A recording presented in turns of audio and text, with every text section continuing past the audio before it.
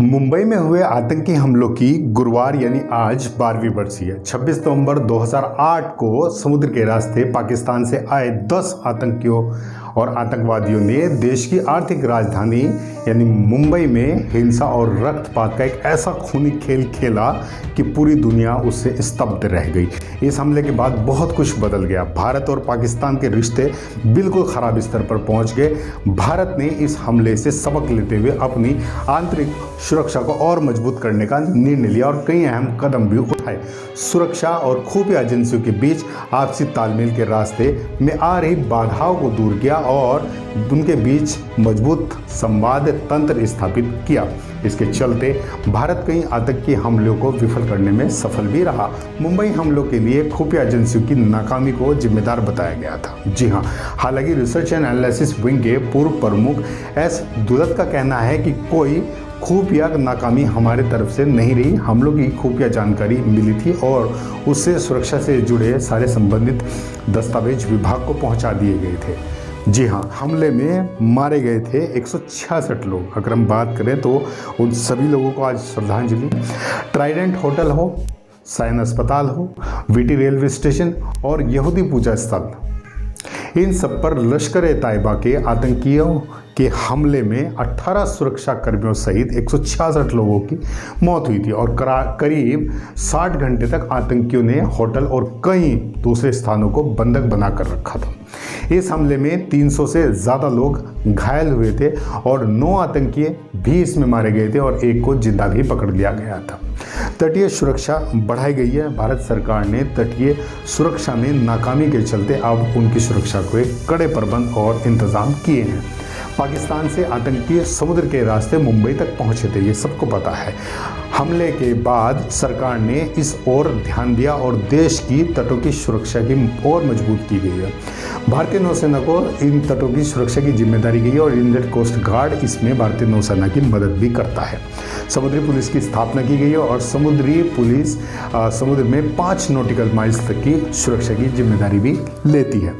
Internet media पर पाकिस्तान की घेराबंदी भारत सरकार द्वारा की गई है। जी हाँ, पाकिस्तान से अपनी आतंकी गतिविधि चलाने वाले संगठन इंटरनेट मीडिया के जरिए धार्मिक कट्टरता फैलाते हैं। इसको देखते हुए भारतीय खुफिया एजेंसी ने इंटरनेट मीडिया पर भी इन संगठनों की घेराबंदी की है और एक ऐसा तंत्र विकसित किया है जिसमें भारतीयों पर इनका कोई प्रभाव न पड़ पाए। पुलिस कानून में भी कई बड़े सुधार किए गए हैं। जो नाकामी थी, जो कुछ दिक्कतें आई हैं, उनमें कई बार सुधार किया गया। मुंबई हमले के बाद सरकार ने कई पुलिस कानून में बड़े सुधार किए हैं। सुरक्षा बलों को अत्याधुनिक हथियारों और संचार उपकरणों से लैस किया गया है। राष्ट्रीय सुरक्षा गार्ड यानी एनएसजी के कमांडो को उस समय हवाई अड्डे पर 8 घंटे तक इंतजार करना पड़ गया था और उन्हें विमान तक नहीं मिल पाया था। जी हाँ, संकट में त्वरित निर्णय लेने की व्यवस्था यानी कि तत्काल प्रभाव के साथ आप निर्णय ले सकते हैं। अभी इसका एक उदाहरण बड़ा अच्छा सामने भी आया, भी मैं बताता हूँ आपको। सरकार ने संकट की घड़ी में त्वरित निर्णय लेने का एक तंत्र भी स्थापित किया है। अब इसके लिए लंबा इंतजार नहीं करना पड़ेगा और कई विमानों का मुंह तक नहीं देखना पड़ेगा। हमें इंतजार नहीं करना पड़ेगा। इसका एक बेहतरीन उदाहरण पाकिस्तान के बालाकोट में आतंकी ठिकानों पर हुआ हमला है। जी हाँ, पिछले साल पुलवामा में आतंकी हमले के बाद सरकार ने तुरंत त्वरित फैसला किया और 15 दिनों के भीतर पाकिस्तान को इसका मुंह तोड़ जवाब भी दिया है। पाकिस्तान ने अभी तक कोई कार्रवाई नहीं की है। मुंबई हमले में अजमल आमिर कसाब नामक आतंकी जिंदा पकड़ा गया था और दुनिया में शायद ये पहला एक आतंकी हमला था जिसमें किसी आतंकवादी को जिंदा पकड़ा गया हो। जी हाँ, और उसने दुनिया के सामने पाकिस्तान की सारी सच्चाई उगल कर रख दी थी। उसने सारी सच्चाई और उसका जो पाकिस्तान का काला चिट्ठा है वो खोल कर रख दिया गया था। भारत में कानून प्रक्रिया के बाद कसाब को फांसी पर लटका दिया गया था, लेकिन पाकिस्तान में आतंकी हमले के मुख्य साजिशकर्ता अभी भी खुलेआम घूम रहे हैं और पाकिस्तान कार्रवाई के नाम पर बहुत और कई तरीके के बहाने बनाता है।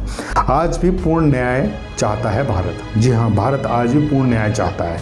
इस मामले में स्पेशल पब्लिक प्रोसिक्यूटर रहे उज्ज्वल निकम कहते हैं कि हम पूर्ण न्याय चाहते हैं।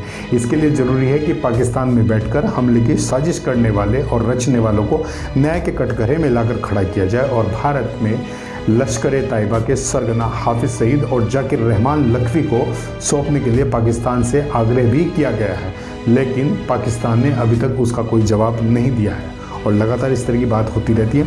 मैं इस वीडियो के माध्यम से आपके कमेंट अपने कमेंट बॉक्स में चाहता हूं और मैं चाहता हूं कि आप क्या और किस तरीके के सुरक्षा के कड़े इंतज़ाम भारत सरकार से चाहते हैं और आप क्या चाहते हैं कि आतंक पूरी तरीके से इस देश से, इस दुनिया से ख़त्म हो जाए। तो आपके कमेंट का मुझे इंतज़ार रहेगा। मेरा वीडियो पसंद आता है तो आप लाइक शेयर एंड कमेंट करें। Stay tune with me. Thank you so much.